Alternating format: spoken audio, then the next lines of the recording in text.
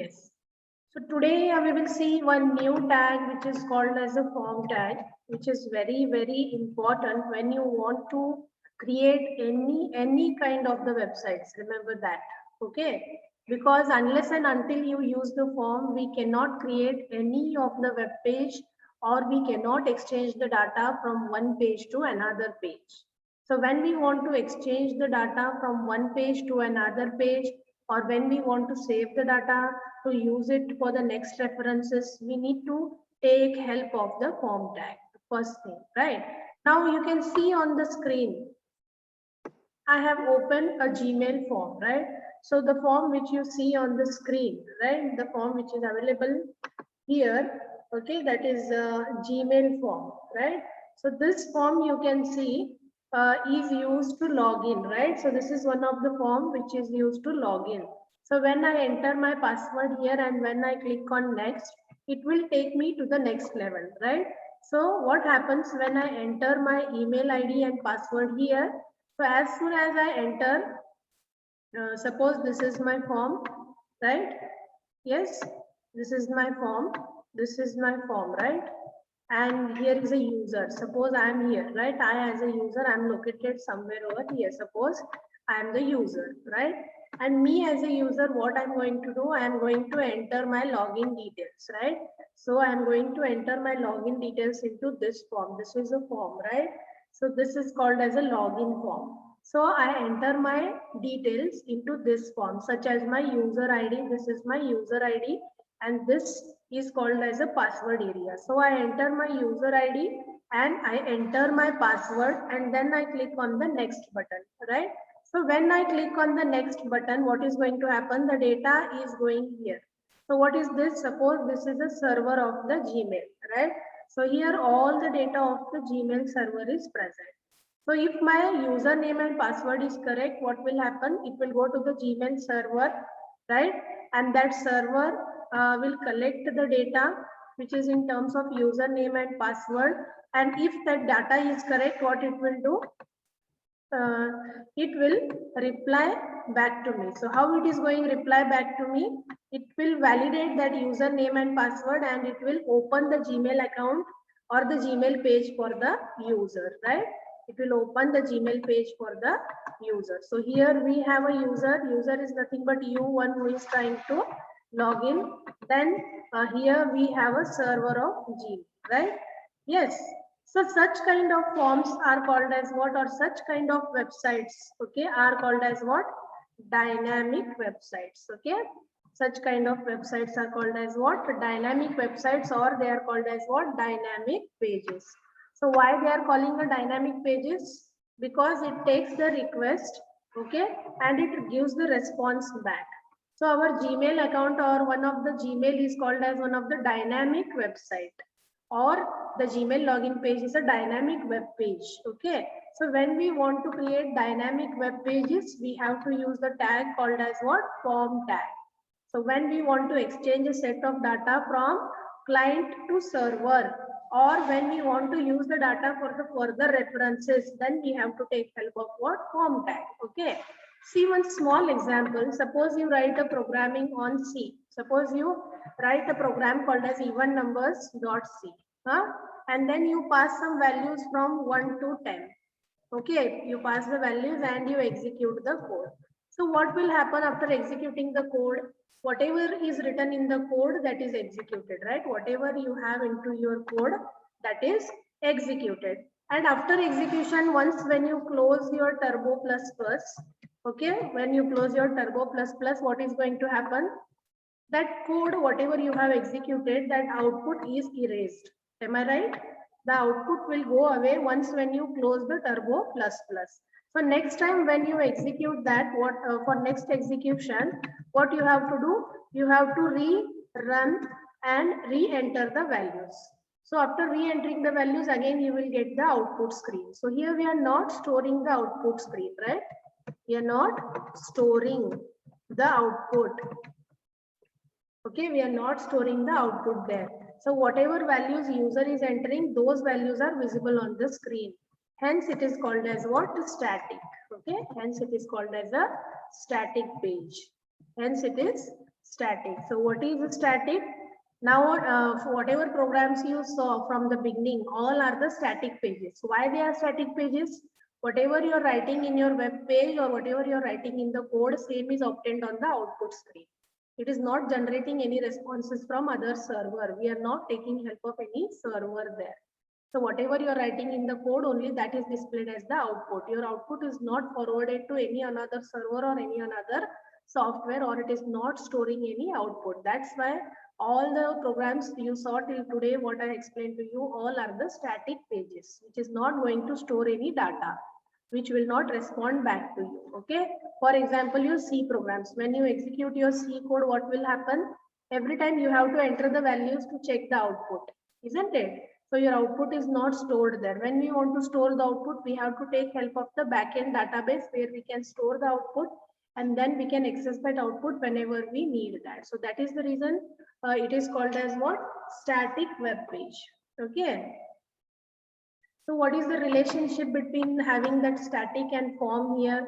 So the relationship that we have between static and form is, guys, form tag is basically used for dynamic pages when we want to see the execution between user and client. So when we want to show the interaction between user and client, okay, or user and client both are same, when we want to show the interaction between user and server, right? So when interaction between user and server is needed, we have to take help of the forms. Is it clear?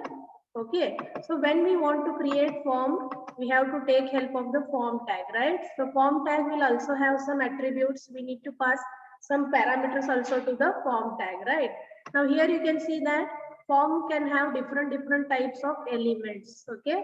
So when we come to form tag will have a set of attributes. It will have set of attributes.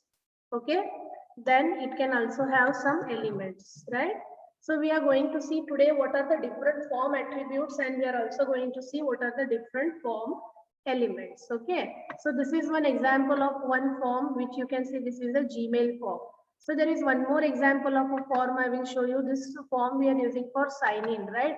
So when we want to log in for the first time, so what we are going to do, we are going to fill this kind of form, isn't it? We are going to fill or register form. So this is called as what? A sign up form, right? So this type of forms are called as what? Sign up forms. So what are the contents of form here, guys? You can see the contents of form here are, first one is they have some labels, that is create your Google account to continue to Gmail. This is called as a label, right? Then we have two text boxes, first name and last name. So these are called as text boxes. We have also one text box saying username at gmail.com. You can use letters, numbers, and periods. So it has got some label and it has also got what? This is called as a text box. So these are also called as the text boxes. So you can see these are the different text boxes. So where you can fill the text. So this is called as a checkbox. Okay. So where you can tick. This is a checkbox. So this is called as a button, right? So a form comprises of different types of elements, guys. So what are all these? Text box, checkbox, then this is called as a button. All of these are called as what, guys? These are called as a form button. So whatever elements you see here, all these are called as what? Form elements. Okay. Yeah. So we can have form elements like text boxes. Okay. We can have text boxes. We can have label boxes.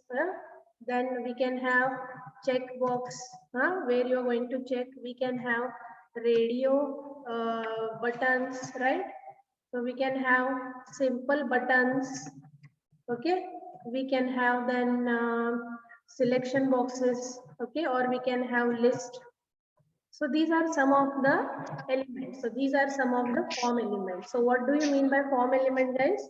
Form elements are nothing but the contents, whatever, what are the different types of elements that you can include into a form. So in a form, we can include text boxes, labels, check boxes, radio buttons, a list, different types of buttons, and so many another things like images also, right? So this is all about what? Form element, right? Now let me talk about what, guys, what are the different attributes of form. So let us talk about more detail that are what are the attributes of form. Okay, so I will share a new screen for writing now. All right, so now I will tell you what are the different form elements and what are the different attributes of the form. Okay, so basically let me tell you first what is the syntax of form tag.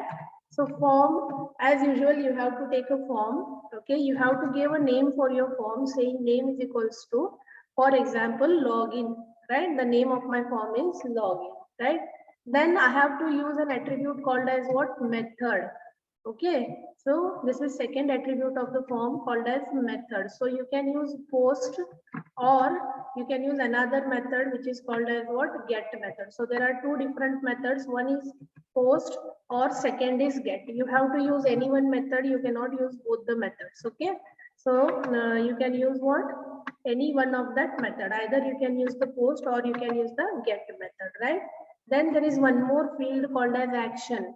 Action is equals to, okay, now I will leave that blank, right? I will leave that blank. So this is called as what, guys? The syntax of the form tag. So what I wrote on the screen, this is just a syntax of the form tag. Now I will tell you. So what is the name? Name indicates what? The name given for the form.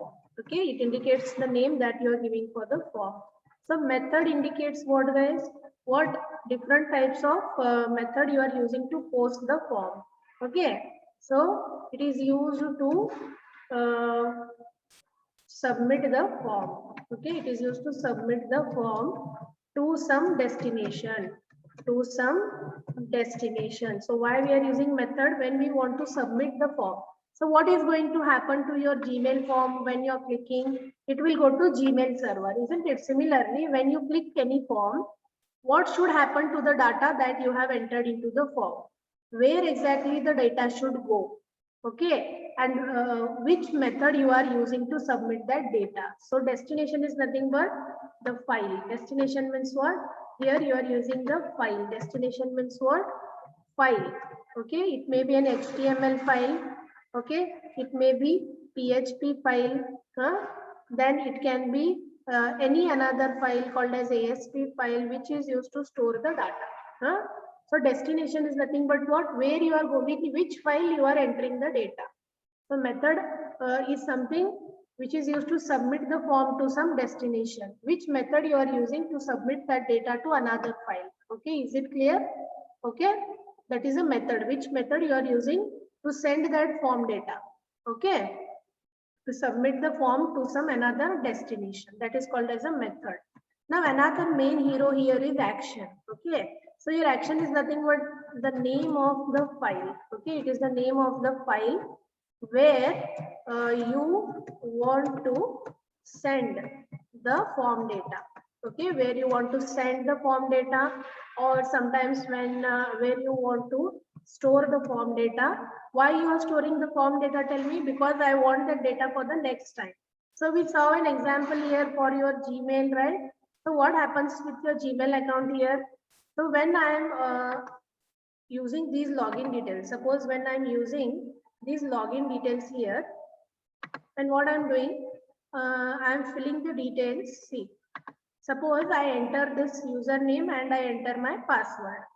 Okay, so when I enter my username and password, what it should do? This data should go to the Gmail server.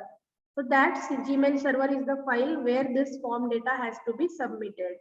Are you getting? So that parameter is passed in the action. So action will hold a value of the server address or the file name where you want to send the data of this file. Okay. So here my action attribute, what it is going to do, guys? My action attribute, it will collect the data. Okay. Where it will collect the data? So the name of the file where you want to send or store the data. Okay, so when I take an example of Gmail server, what will be the file name for my Gmail server here? The file name can be what? The server name, okay? Or it may be the Gmail server. Gmail server. So this is the parameter which I am passing for action. Are you getting? Okay. So name is the name of a file. Method, it is a method used to post or used to submit your data to the destination file. So action parameter will hold the name of the file. So here you can see that we have action, right?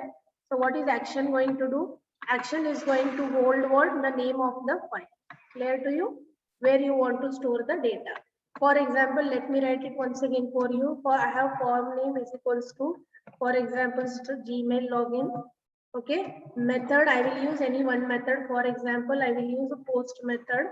Okay, and what is the action now? Action means where I want to send this data for Gmail login. So action will be definitely the Gmail server, and you have to use the file extension. If it is PHP or it is ASP, different types of mid data servers are there. That can be a PHP server, that can be ASP server, or that can be a Python file, okay, or it may be C# file. Different types of programmings we can do to store the data. Is it clear? So form tag is very important. When it is asked to explain you about form tag, you have to explain the syntax and talk about each parameter, that is name, method, and action, right? So these are the three parameters which we are using when it comes to the form tag, right? Now let me talk in detail about this, okay?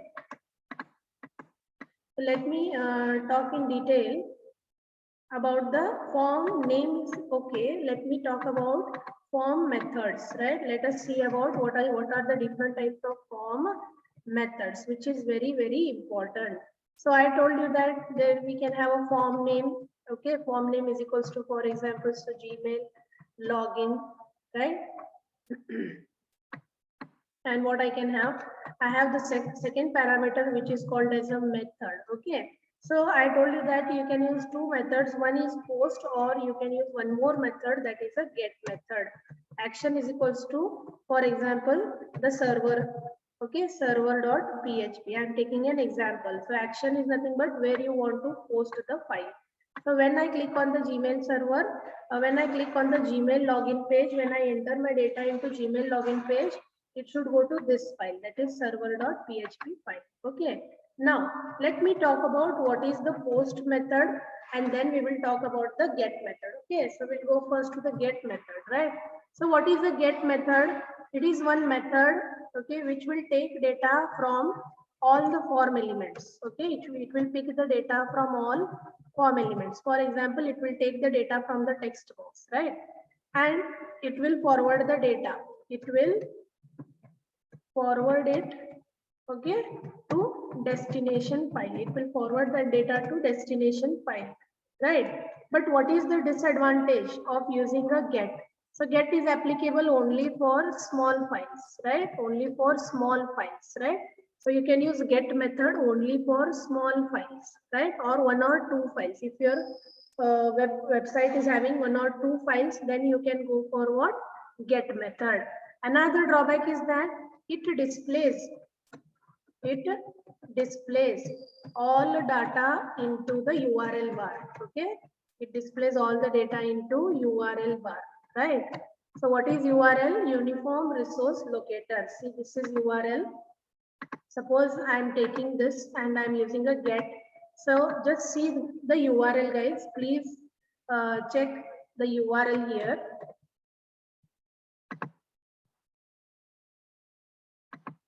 See, this is called as URL. This bar is called as a URL, right? So what is happening in this URL bar, guys? So you can see that whatever data you are passing, that entire data is visible into this URL.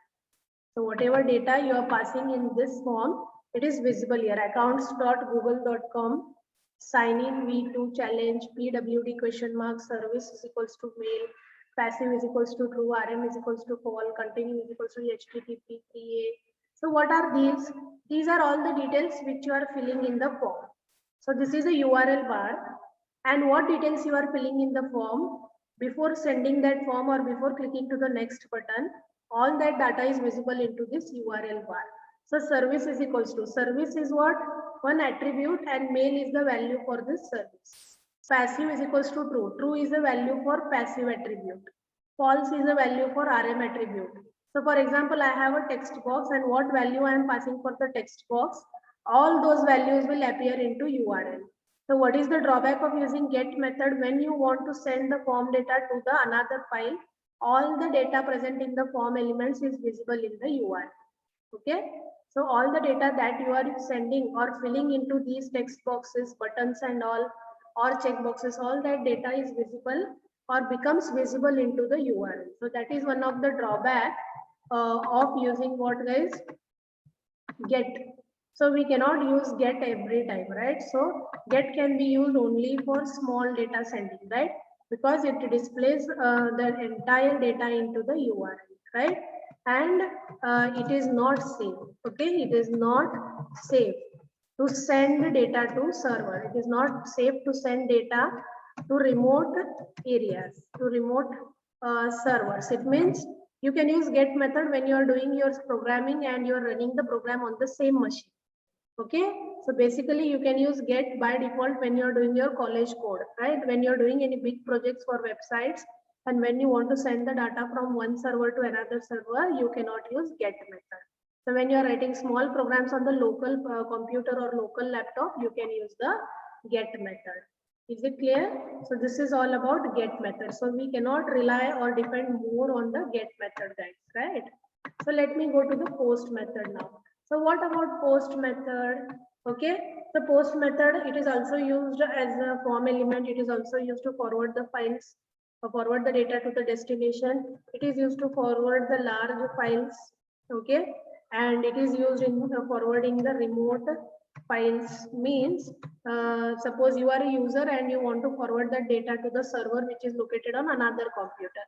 So when you want to exchange the data from one machine to another machine, okay, one machine to other machine. So when we want to exchange the data from one machine to another machine or server to server, okay, or when we want to exchange the data from one server to another server, right? Or when we want to exchange the data between one client to another server, at that time we can use the post method, okay?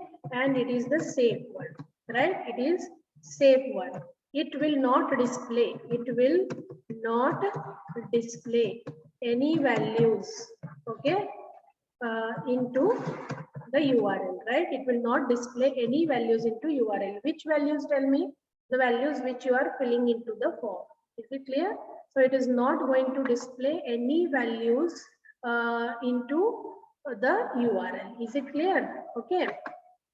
So those who are not yet entered the attendance, please enter that. I am saving the attendance. Okay.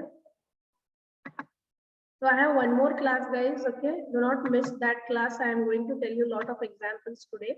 So this is about what? Form methods. Clear to you? So what we saw just now, we saw what is a form tag, and we saw what are the attributes of form. So we have three attributes. One is the name.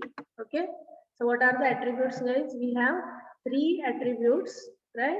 So one attribute is the name attribute, another is the method, and third is the action. So we have three attributes of what, guys? Of form tag. One is the Gmail. Login is the name of the form. Method you can use post or get. Action is where we want to send that form data. Whatever you write inside the form, no, where you want to send that data. That is included where, guys? That is included inside the form tag. Is it clear?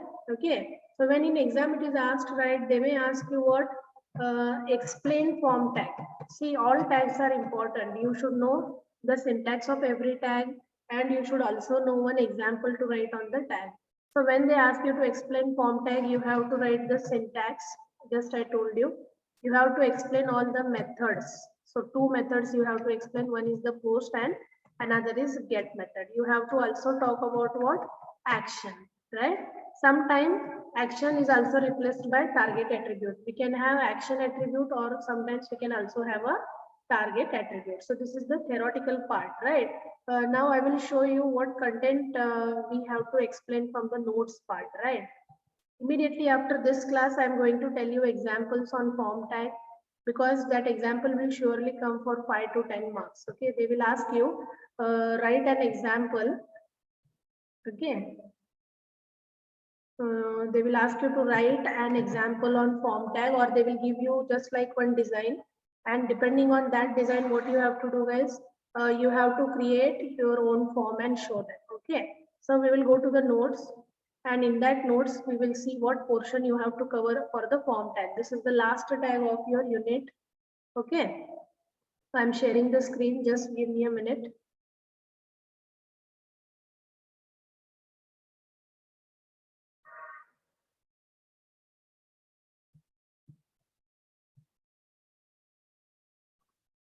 All right. So this is the notes screen, guys. The form tag is at the end, very end. Okay.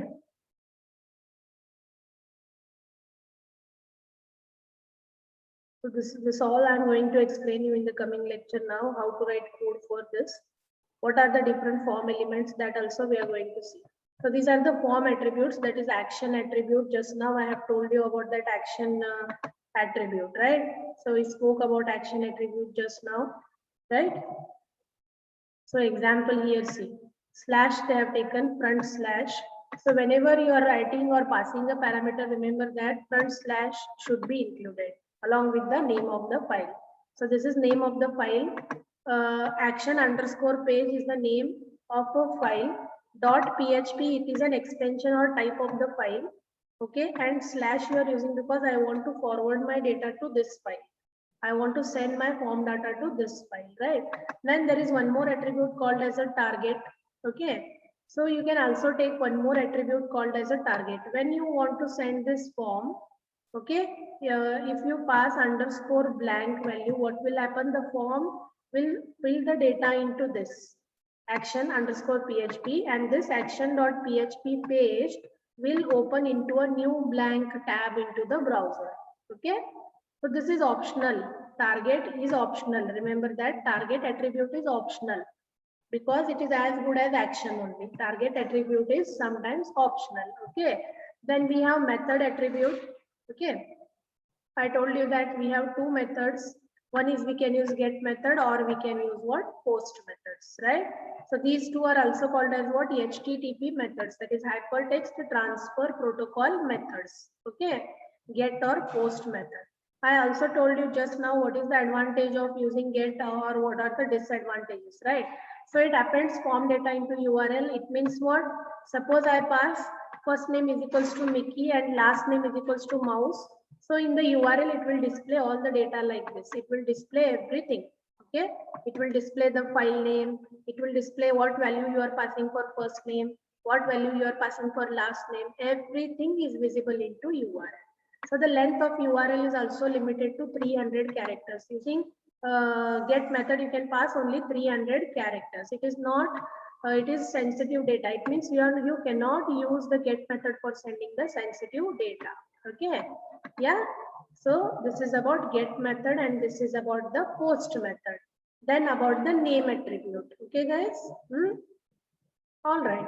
So this is what just now we saw. We saw the form tag and we also saw what? The attributes. Okay. Now I have arranged one more lecture at 1 o'clock, isn't it? So still there are three minutes. So this is all about form tag. So in the next session at 1 o'clock, we will see few examples and how to use the form tag and how to write code by using the form tag. All right. Is it clear? Any queries are there?